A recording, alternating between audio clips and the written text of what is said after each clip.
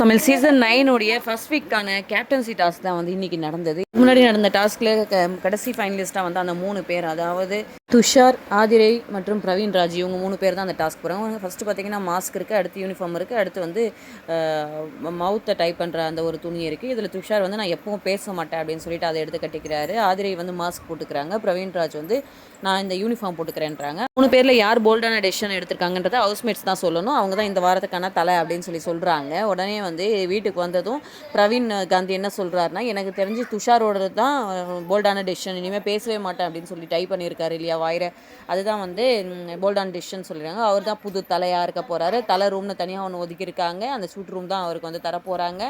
பார்ப்போம் புது தலை என்ன பண்ணுறாரு அப்படின்னு சொல்லிட்டு, அப்படின்றது தான் நேயர்களுடைய எதிர்பார்ப்பாக இருக்குது. ஸோ அவருக்கு வாழ்த்துக்களை தெரிவிச்சுப்போம். இந்த மாதிரி வீடியோஸ் உங்களுக்கு வேணும்னா நம்ம சேனலை தயவு செஞ்சு சப்ஸ்கிரைப் பண்ணி இந்த வீடியோக்கு லைக் பண்ணுங்கள் ஃப்ரெண்ட்ஸ். தேங்க்யூ.